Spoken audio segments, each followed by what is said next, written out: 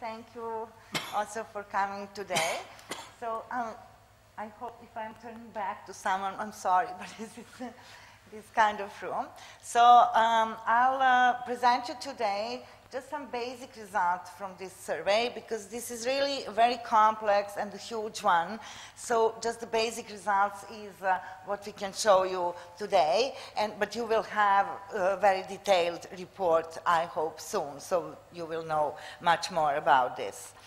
I have to spend just a very, very short time with methodology, because methodology was very complex, so I have to explain you just who were our target groups, because actually we had 5 basic target groups. The first one was actually general public, okay, but within general public we have actually more a subpopulation that we were focused on.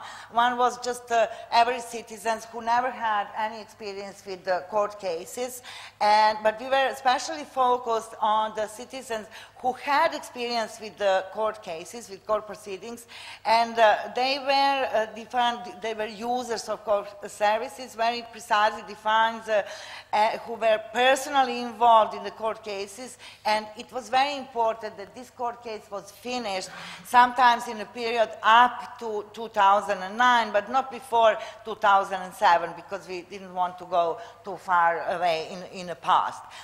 This was important because we wanted actually to evaluate the performance and perception of the judiciary before the reform, so meaning up to the end of 2009, and all our indicators and all our questions in the questionnaire were related just to this period and up to the end of 2009. So our sample basically was a representative sample for citizens of Serbia, 18 years and older, but we also had to boost our sample with the people who had these experiences with court services, because we did not expect to have enough of them in the basic representative sample.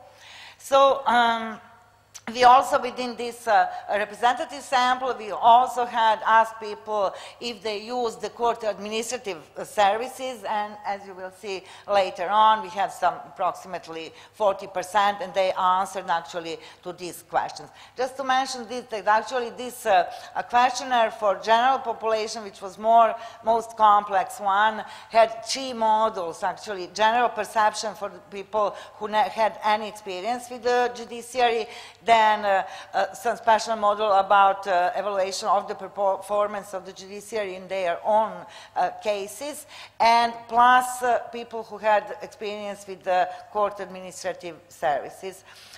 We have also included the vulnerable groups, but as vulnerable groups we included only Roma, and they were Roma from Roma settlements, and IDPs and refugees. So, of course, from the vulnerable group you can make different choices, but for this moment we choose Roma and IDPs and refugees. And what's important to know that the questionnaire models and way of selection of the sample was the same as with general population.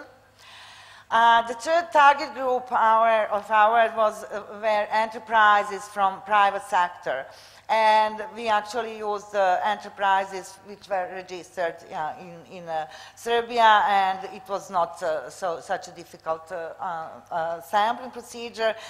What's also is important that we had within this sample actually those who have the experience with court cases, and of course some of them who did not. Then we have lawyers or members of legal profession, and this was a representative sample actually of the lawyers, members of bar chamber. This was not also complicated. It was quite easy to make a good and representative sample because we had a very good base. And all these actually interviews were done face-to-face with each of the respondents. So our very important, of course, target groups were actually the court services providers, and what was planned actually was that this is prosecutors, judges, and people employed in court administrative services. But actually, up to this moment, we only had a result for prosecutors, and we are in procedure, and soon we will have very important, of course, results from the judges, their evaluations and perceptions, and from the people employed in court administration services. So that's much on methodology for the beginning. You can ask a lot of questions if you wanted more about this.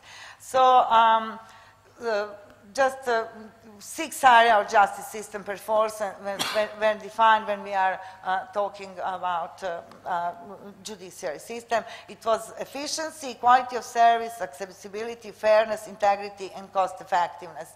I wouldn't now discuss much why this and not some others, but this is the area of justice systems and indicators within it which we defined.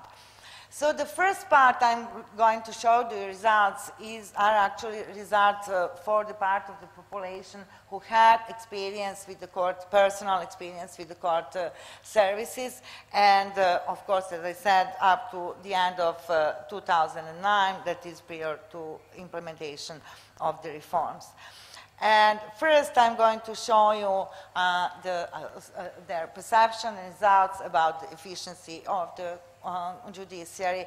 And as I don't think that anyone will be surprised with the results, because it's well known from all legal analysis, you know, in Serbia, that efficiency was one of the major, if not the major problem of judiciary system. So we will start with this slide, these figures, showing just that most of the people involved personally in court cases, either criminal, misdemeanor, civil, or business cases, as you can see, huge majority of them evaluated that their cases lasted longer and quite much longer than it was necessary.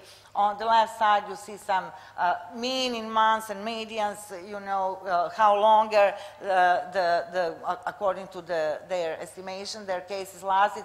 And you can see that in civil cases, in business cases, it's a year. It's more than a year that actually they think that cases lasted longer than it was necessary. What's very interesting actually is that quite similar results, quite similar estimation came from actually prosecutors as well as lawyers. As you can see from this figure, you know, almost all prosecutors stated that at least some of their cases lasted longer than it was necessary, and especially lawyers. You can see that actually quite a substantial percentage of prosecutors and lawyers stated that quite a huge percentage, more than quarter, more than 26% of their cases lasted longer than it was necessary. But the simplest way to show it is actually on your right side, that on the average, prosecutors estimated that 32% of their cases lasted longer. This is almost 1/3 than it was necessary, and lawyers that it was actually 55% of their cases, so more than a half. What's very important is actually that when we were talking, I'll go back, of course, more in detail about the percentage of integrity, but actually length of proceedings was mentioned by lawyers and by prosecutors, and as well as you will see later on, by business sector also, and as one of the chief factors undermining the integrity of the judicial system up to the end of 2009. After all these questions, we were always asking where and how our target groups perceive the causes, why is it so? And as you can see, as for the length of proceedings, and here are the results presented about the factors mentioned as that happened occasionally or often as the reasons for this. And you can see that actually quite substantial percentage, this is 56% actually of prosecutors and 73% of lawyers, thought that it was actually court or court staff errors, poor investigation, lack of regulation, and so on and so on. But quite substantial percentage of lawyers and prosecutors actually mentioned also objective lack of capacity of the court.